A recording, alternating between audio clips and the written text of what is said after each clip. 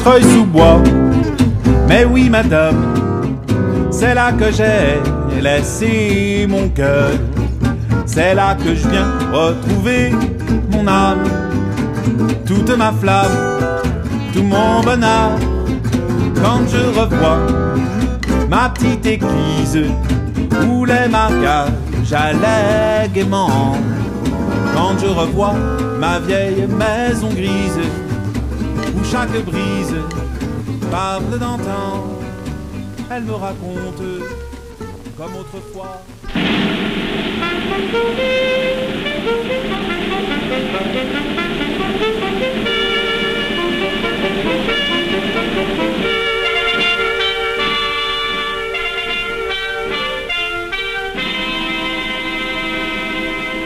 Montreuil, la 4e ville de la Seine. Plus de 69 000 habitants et 2 000 de moins qu'avant la guerre, car Montreuil a souffert et donné beaucoup de ses fils pour que vive la France. Rappelez-vous, l'occupation, les Boches, Pétain, le campanile se dressant nu. Et le 18 août 1944, à 11 h du matin, notre ville, la première du département, donne le signal de l'insurrection. De courageux employés communaux hissent le drapeau, tandis que la fusillade crépite autour de la mairie et que les Boches tombent sous les coups des patriotes.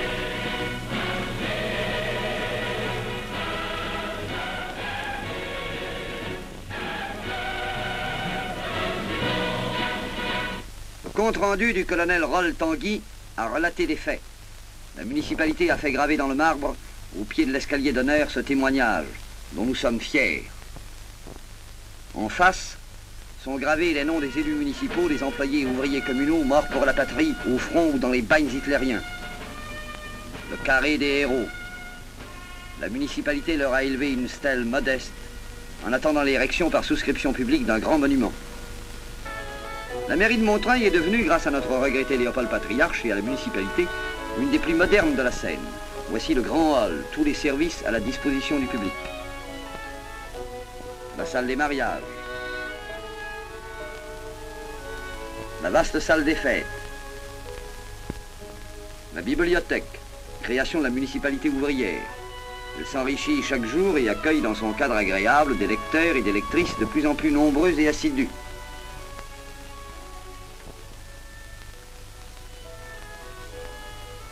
À sa table de travail, Daniel Renoux, le maire, discute avec ses adjoints. Combette, Beaufils, Lucie Vinaine, Florence Aubert, Volgingue, Chaumeron les accompagnent. Toutes les affaires de la ville sont discutées au conseil et au bureau municipal. Émile Beaufils, chargé de la voirie et des constructions, vient préciser sur le plan les conditions d'un travail en cours. Le plan de la ville est vaste, Montreuil est grand. Des voies modernes, certes, mais encore beaucoup de petits sentiers ruraux. Montreuil est une ville en pleine formation.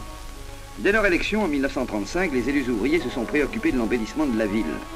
Grâce à l'action de la municipalité, grâce aux interventions de Daniel Renoux et de Pierre Longuy au Conseil général, le département décida l'élargissement de la croix de Chavaux et le percement de la grande avenue qui, à la Libération, reçut le nom du héros national, Gabriel Péry.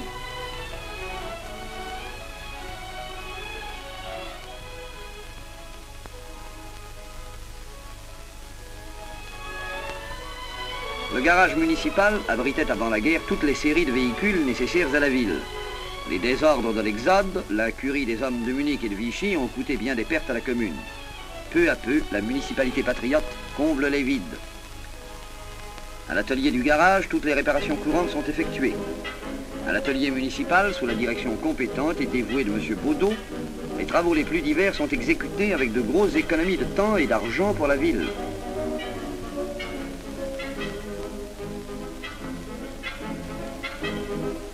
Mais à côté de ces tâches modestes, il y a les grands travaux. Voici, en voie d'achèvement, l'avant-dernier tronçon de la mise en viabilité de la Duise, la petite rivière qui porte à Paris son eau limpide. Pour nos sportifs, il fallait un grand gymnase. La municipalité l'installa sur les terrains attenant au garage municipal. Avec les agrandissements actuels, il devient l'un des plus grands de la banlieue. Une maison des sports et de la jeunesse lui est ajoutée. Montreuil, cette grande ville n'a pas de gare. Mais la municipalité a ouvert, boulevard Roger de Lille, 2 bureaux pour les voyageurs et les colis. Vichy avait fermé ses bureaux. Ouverts à nouveau, ils rendent les plus grands services.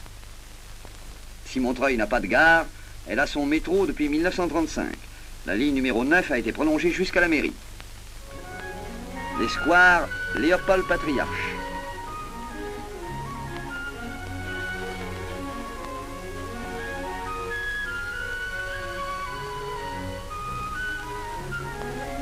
Et Jean Jaurès. Ainsi, la mairie est-elle entourée de verdure de tous côtés. Ces 2 beaux squares donnent de grandes satisfactions aux mamans et aux enfants.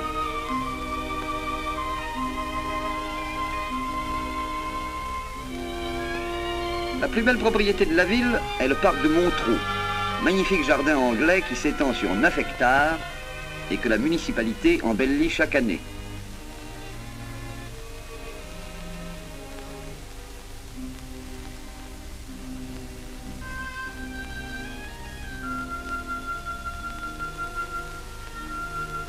Dans le château de Montreux, un musée a été installé, le musée de l'histoire. C'est une société que préside Jacques Duclos qui l'organisa.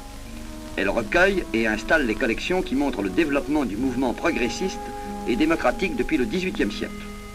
Dans l'annexe du château, le dispensaire de Montreux, le dispensaire de la Boissière,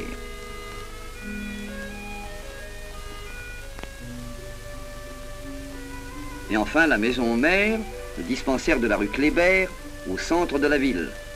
Il est pourvu des installations les plus modernes.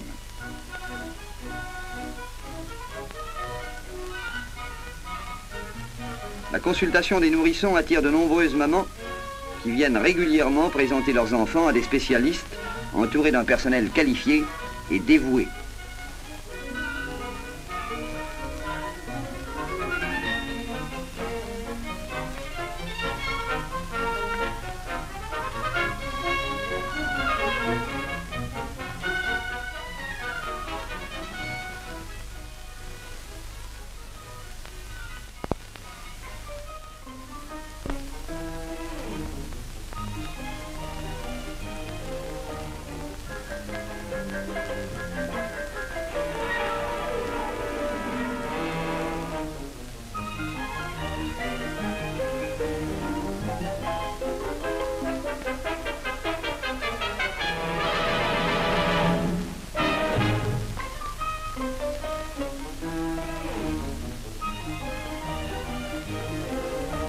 Voici encore une œuvre pour les petits, la crèche de la rue Voltaire.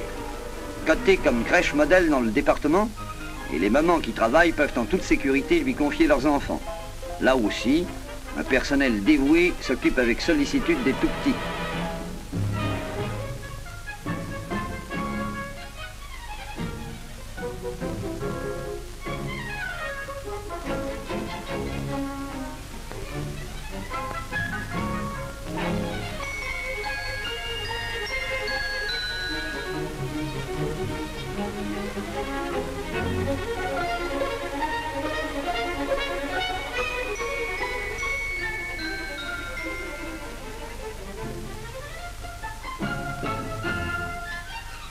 Les moins de 6 ans qui ne peuvent aller en colonie scolaire ou au camp de vacances de Montreux peuvent venir en août et septembre à l'école maternelle Anatole France.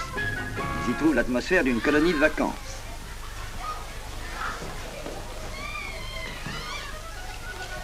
Le confort, l'hygiène, la coquetterie.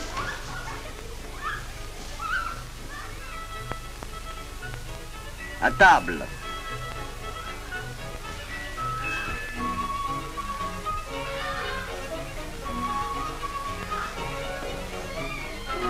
La sieste. Tous les enfants reposent.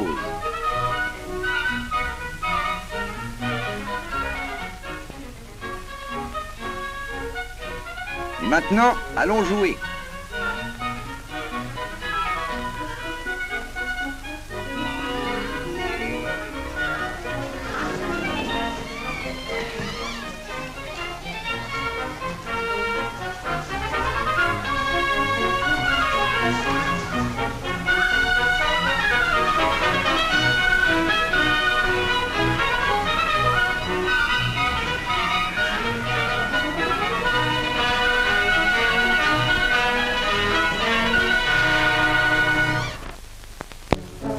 course cycliste Montreuil-Berck, organisée à l'occasion de l'inauguration de la colonie de Berck, fut le trait d'union entre notre ville et notre belle colonie du Pas-de-Calais.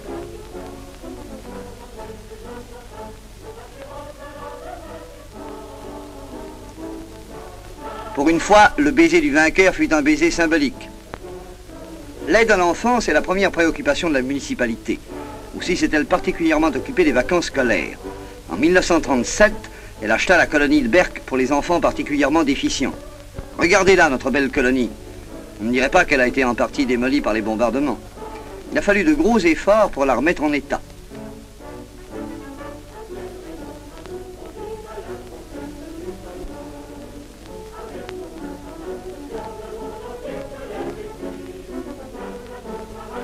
La plage est admirable.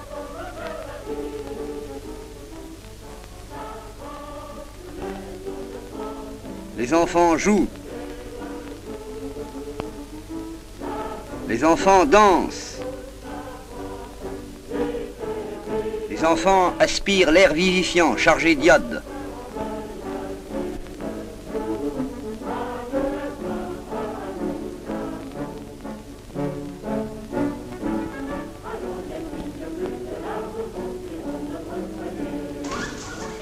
Ceux de nos enfants pour qui le climat marin ne serait pas recommandé trouvent à Saint-Brie-le-Vineux, dans l'Yonne, de vastes espaces pour s'ébattre. Regardez bien. Vous voyez la ville? Non, à quelques centaines de mètres, une bâtisse. C'est la plus ancienne des colonies de Montreuil. Et on l'a considérablement améliorée depuis 1935.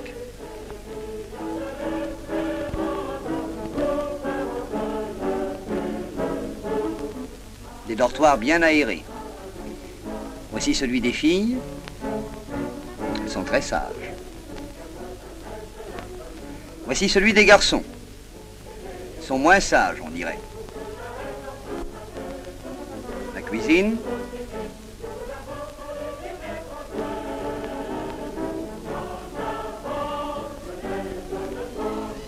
Le réfectoire.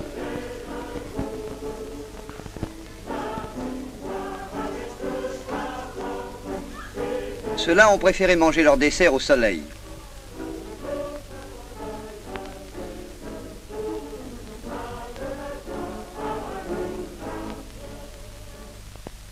Tout en haut du coteau qui domine Saint-Brie-le-Vineux, on trouve le bois d'Ouzin. C'est une propriété de la ville de Montreuil. Là, nos enfants s'en donnent à cœur joie.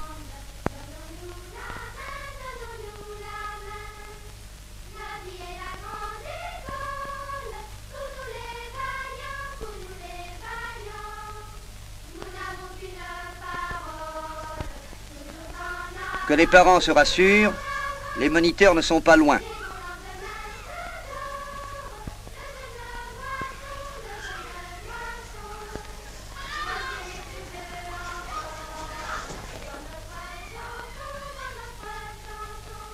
Et le soir, c'est le joyeux retour vers la colonie.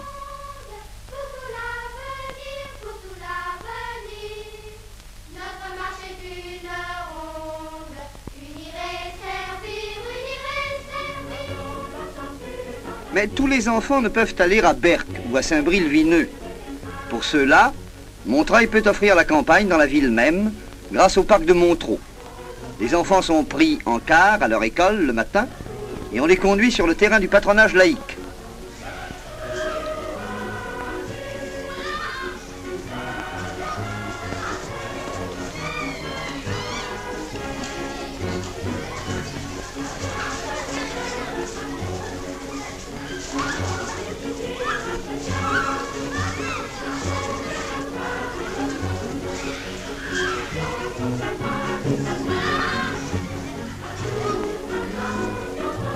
À l'heure des repas, ils gagnent le grand hall qu'a fait construire pour eux la municipalité.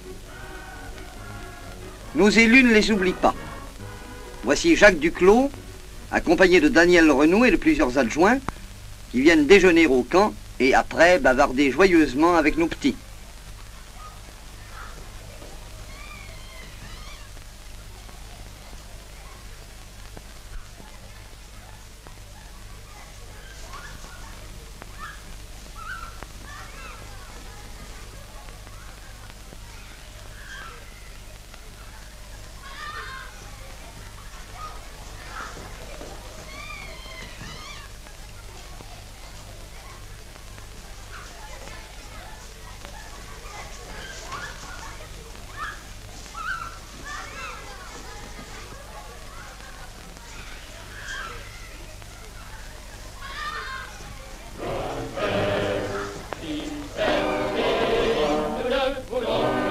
Reine de Montreuil, vous êtes notre plus doux espoir. Profitez du beau parc, autrefois propriété d'une seule famille, et aujourd'hui servant à toute la population de la ville. Chantez.